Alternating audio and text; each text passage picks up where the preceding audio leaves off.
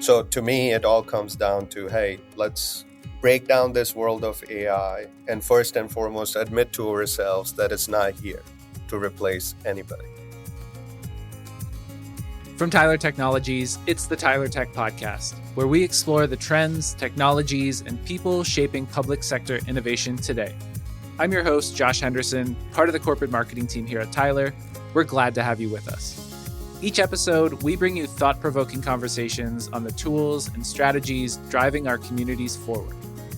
If you enjoy our podcast, please consider subscribing, giving us a 5-star rating, and sharing the show with others. In this episode, we're exploring the theme of digital infrastructure and modernization by revisiting highlights from some of our most engaging conversations from 2024. These discussions feature 4 experts who bring unique insights into the challenges and opportunities in this space. We'll hear from Russell Gainford, Tyler's Chief Cloud Officer, who examines the importance of cloud adoption and the risks of maintaining outdated systems. Sascha Ohler, Vice President of Outdoor Recreation at Tyler, shares how technology is enhancing accessibility and delivering seamless visitor experiences in state parks. Rita Reynolds, CIO of NACO, the National Association of Counties, discusses workforce recruitment, cybersecurity, and aligning IT strategies with county priorities. And finally, Vivek Mehta, Vice President and General Manager of Tyler's Platform Solutions Division, explains how AI is helping governments enhance decision-making, boost productivity, and improve service delivery. These conversations offer a comprehensive look at how modernization is driving transformation across the public sector. Let's begin with Russell Gainford, Tyler's Chief Cloud Officer. You can catch the full conversation with Russell in episode 92 of the podcast. We hope you enjoy this episode. What are the implications of delaying technology modernization for government agencies in terms of technical debt specifically?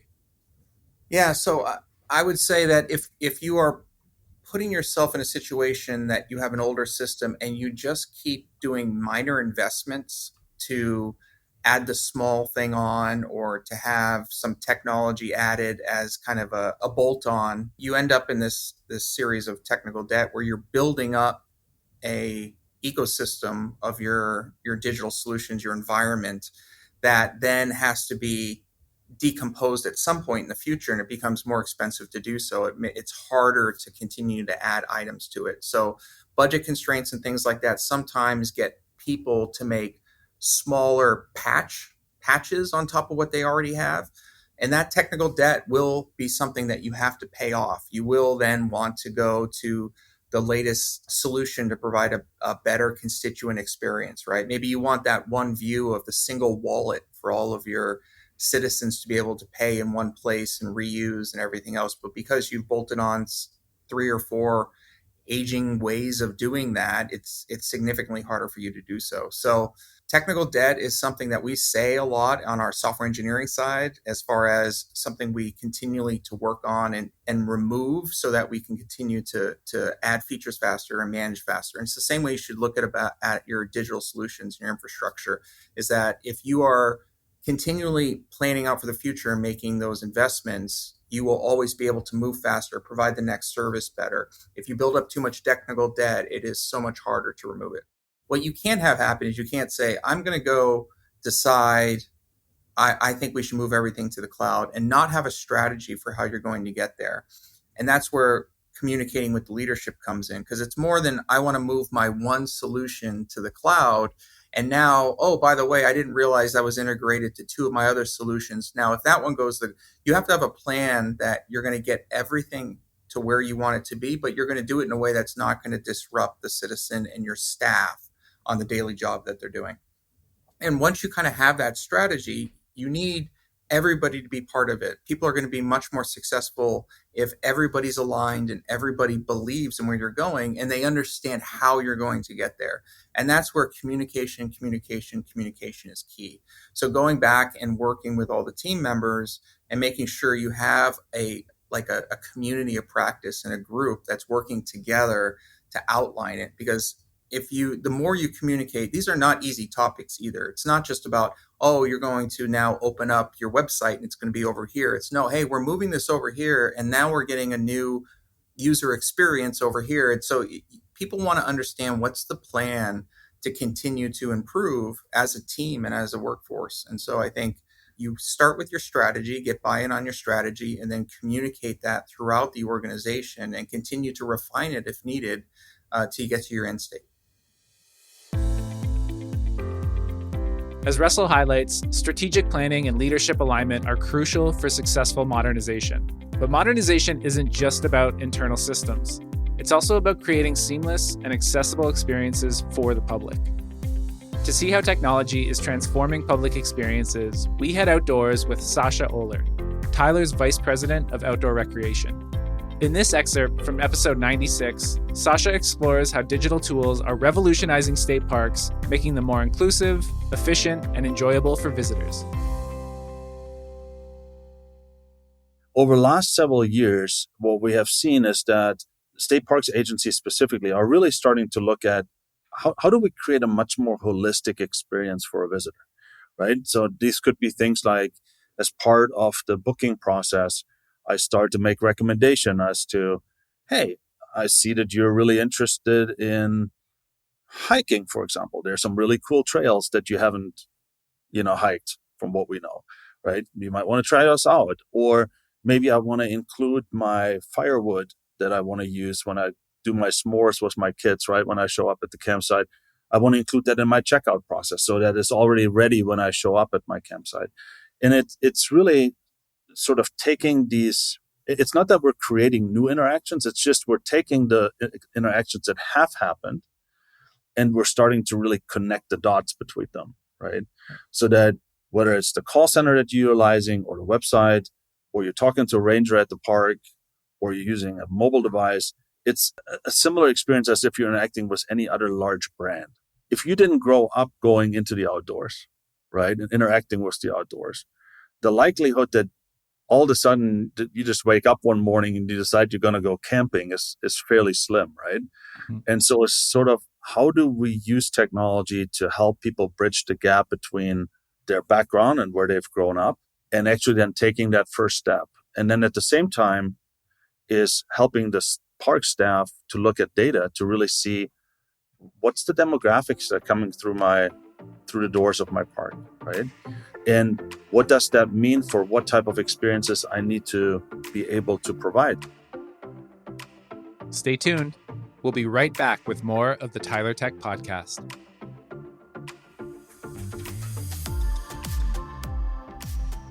Hey, Tyler Tech Podcast listeners. I'm Jade Champion, and I'm here with your host, Josh Henderson, to share some truly inspiring stories from the public sector. That's right, Jade. We're celebrating remarkable public sector organizations, transforming their communities with impactful technology and forward-thinking solutions. These organizations are achieving extraordinary results, from improving operational efficiency and enhancing resident engagement to ensuring equitable access to essential services. The stories we see each year are incredible, like agencies turning data into actionable insights or fostering trust through simpler, more transparent processes. And let's not forget the organizations leveraging cloud technology to expand access, boost security, and deliver better digital services to residents and businesses. The spirit of innovation and excellence is what drives the Tyler Excellence Awards, which honor organizations making an impact through technology.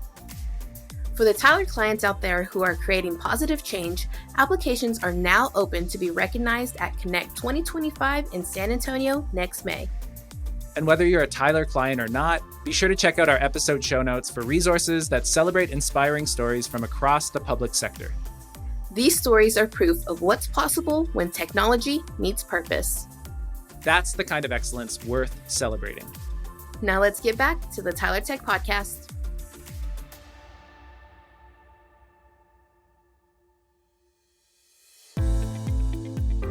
Sascha's insights demonstrate how technology can enhance public experiences and improve operational efficiency.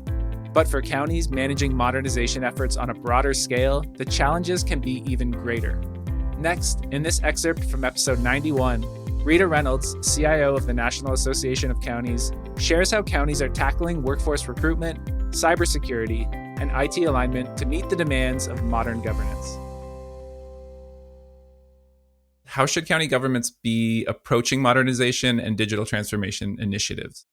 This is so critical now from a cybersecurity and continuity perspective, as well as what our residents' expectations are these days.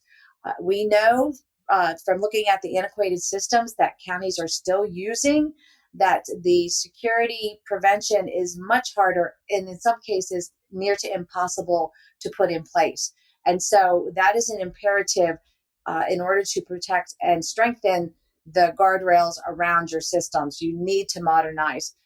All of that aside, residents are expecting 24/7 services and online services.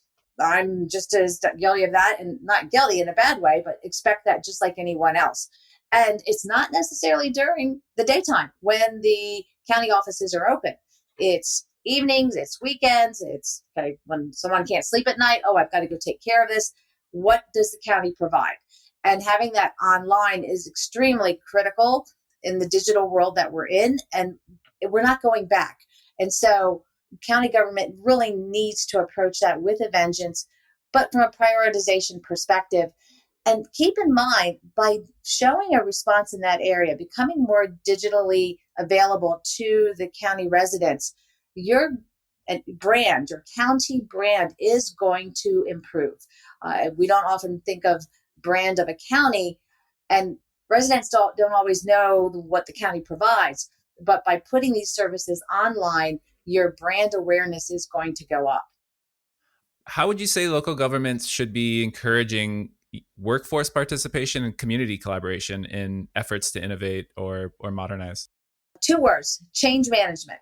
And when there is collaboration within the county with the departments being affected or the departments that are driving the change with IT, as well as residents, and whether it's residents that are coming through the human services agencies or criminal justice, when you are working together and saying, we want to make a change here and we would like you to be integral to it, what are your thoughts? Here's what we're presenting as the change. That solution is going to be more successful. Another component of that as well, from a collaborative perspective, is that you must have senior leader buy-in. Not only senior leader buy-in, but senior leader leadership to say, we are going to move this forward. And then the next tier has to agree with that and has to feel a part of the solution. The final piece from a collaborative perspective is we need to keep in mind that change does come hard to quite a few individuals, all of us, as a matter of fact. And if someone has been doing their job for 20 years the same way every day, they may find every reason not to make the change.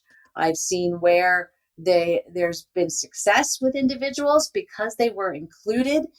And then I've seen areas where even though they were included, you're never going to get everyone to collaborate. And so what you have to do is look to the higher good, focus on the senior leadership that is available, and also reinforcing the direction you want to go. So it is very important for the success of just about any project. As Rita underscores, effective modernization requires a balance between strategic planning, workforce development, and cybersecurity. Adding another layer to this transformation, in this excerpt from episode 93, Vivek Mehta, Vice President and General Manager of Tyler's Platform Solutions Division, discusses how AI is helping government agencies enhance decision-making, boost productivity, and better serve their communities.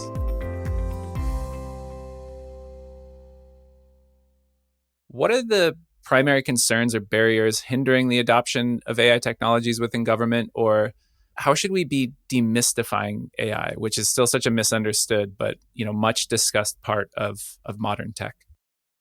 In my opinion, honestly, I think it starts with a simple realization that AI is not there to replace us, right, in any fashion. Rather, AI needs to be thought of as the enabler to get rid of the monotonous, the tedious, repeatable tasks. How can that AI can take that off our plate so we can focus on more complex and more impactful tasks?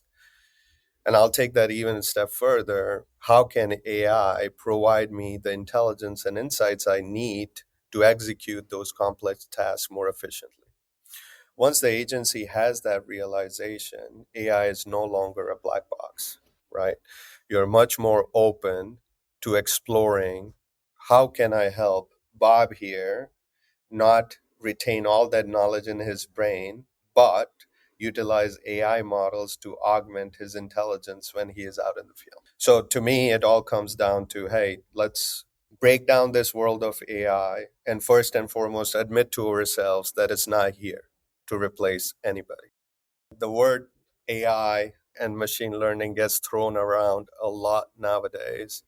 But if you just look at it as AI is too broad to make any impact, because that's where people get lost. So we at Tyler are looking at AI, how AI can help government in three major focus areas.